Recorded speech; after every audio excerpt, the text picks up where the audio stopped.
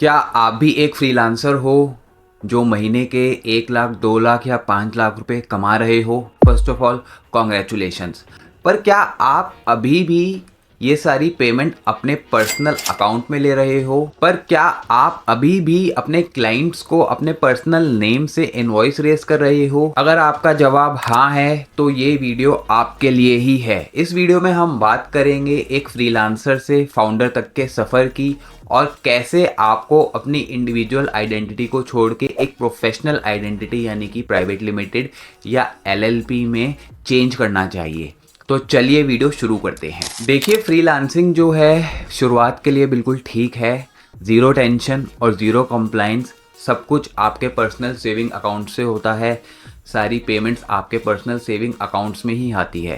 पर जैसे जैसे आप ग्रो करने लगते हो, आपके नंबर ऑफ़ क्लाइंट्स बढ़ते हैं, तो आपने ये फील किया होगा कि आप एक जगह जाकर टकरा जाएंगे, एक जगह जाकर आपकी ग्रोथ रुक जाएगी। मैं आपको एक एग्जांपल के थ्रू समझाता हूँ।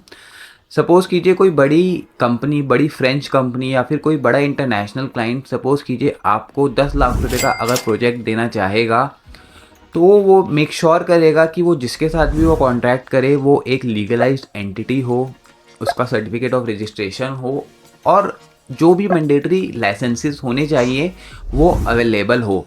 तभी वो कंफर्टेबल फील करेगा और उसको तभी ट्रस्ट होगा आपके साथ काम करने में। क्योंकि देखिए, लीगल एंटिटी या फिर कंपनी का मतलब होता है कि स्टेबिलिटी होना और क्रेडिबिलिटी होना। और देखिए, जो दूसरा बड़ा फैक्टर है वो है लिमिटेड लाइबिलिटी प्रोटेक्शन का। अगर आप एक लीगल एंटिटी बनाकर काम करते हैं तो उसमें आपके पर्सनल एसेट्स यानी कि आपका पर्सनल घर, आपकी पर्सनल कार या आपके पर्सनल फिक्स डिपॉजिट सेफ रहेंगे। क्योंकि जब भी आप एक लीगल एंटिटी बनाते हैं, प्राइवेट लिमिटेड या एलएलपी, उसमें लिमिटेड लाइबिलिटी का कॉन्सेप्ट होता है। अगर कल को कोई भी आपकी बिजनेस एंटिटी में कोई भी रिस्क आता है या बिजनेस फेलियर की वजह से कोई भी प्रॉब्लम आती है, तो उसका जो लॉस है वो आपके पर्सनल एसेट्स पे नहीं जाएगा और आपकी जो पर्सनल लाइफ है और जो बिजनेस लाइफ है वो बिल्कुल सेपरेट रहती है। तो देखिए, अब हम समझते हैं कि कब आपको एज अ फ्रीलांसर से एक लीगल एंटिटी यानी कि प्राइवेट लिमिटेड या एलएलपी रजिस्टर करा लेनी चाहिए। सबसे पहला ट्रिगर पॉइंट होता है आपकी ईयरली टर्नओवर। देखिए, जब भी आपकी ईयरली टर्नओवर 20 लाख से ऊपर जा रही है, ईयरली टर्नओवर यानी कि रिसिप्ट्स, जब भी आपकी रिसिप्ट्स जो है वो 20 लाख से ऊपर जा रही है तो आपको जीएसटी रजिस्ट्रेशन ले लेना चाहिए। देखिए, जीएसटी रजिस्ट्रेशन जो है वो आपके इंडिविजुअल नेम पे भी आ जाएगा, उसे हम प्रोप्राइटरशिप कहते हैं। पर उसको लेने से आपकी जो लीगल आइडेंटिटी है वो इंडिविजुअल की ही रहेगी। मैं रिकमेंड करूंगा कि अगर आप जीएसटी ले ही रहे हैं तो उसको क्यों ना एक लीगलाइज्ड एंटिटी यानी कि प्राइवेट लिमिटेड या एलएलपी बना के लिया जाए। दूसरा ट्रिगर पॉइंट होता है जब आप किसी बड़ी कंपनी के साथ बिजनेस करने जा रहे हैं, कोई बड़ी कंपनी आपको कॉन्ट्रैक्ट देने जा रही है, तो वो बड़ी कंपनी आपको ऑनबोर्ड तभी करेगी जब आपके पास एक प्रॉपर लीगल एंटिटी होगी, आपके पास सारे मैंडेटरी रजिस्ट्रेशन और लाइसेंसेस होंगे। और तीसरा ट्रिगर पॉइंट होता है कि जब आप सोचते हैं कि यार चलो अब मैं अपनी टीम बढ़ाता हूँ, 2-4 लोगों को हायर करता हूँ, उस टाइम पे भी आपको एक लीगल एंटिटी की ज़रूरत पड़ेगी।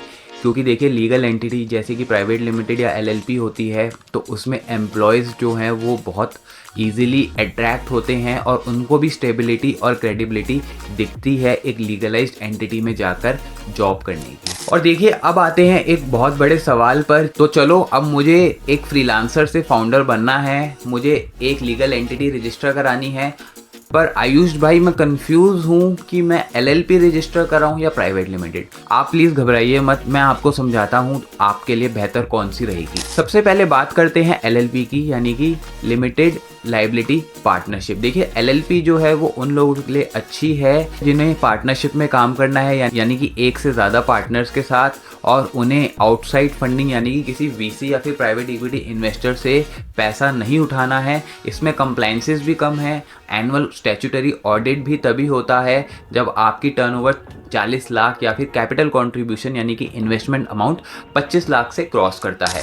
चलिए, अब बात करते हैं प्राइवेट लिमिटेड। देखिए, प्राइवेट लिमिटेड जैसा कि नाम से ही पता है, ये प्रेस्टीज और ग्रोथ के लिए है। सपोज़ कीजिए कि आपने अपना बिजनेस शुरू करके उसमें प्राइवेट इक्विटी इन्वेस्टर से फंडिंग लेनी है, बैंक से लोन लेना है, या आप बहुत एम्बिशियस है, आपको अपने बिजनेस को नेक्स्ट लेवल पे लेके जाना है, तो आपके लिए प्राइवेट लिमिटेड रिकमेंडेड है। प्राइवेट लिमिटेड में देखिए कंप्लाइंसेस थोड़े ज़्यादा हैं, पर इसमें जो प्रेस्टीज और ग्रोथ मिलती है वो नेक्स्ट लेवल की होती है। तो आप देखिए, मैंने आपको बता दिया है कि दोनों में फ़र्क क्या है।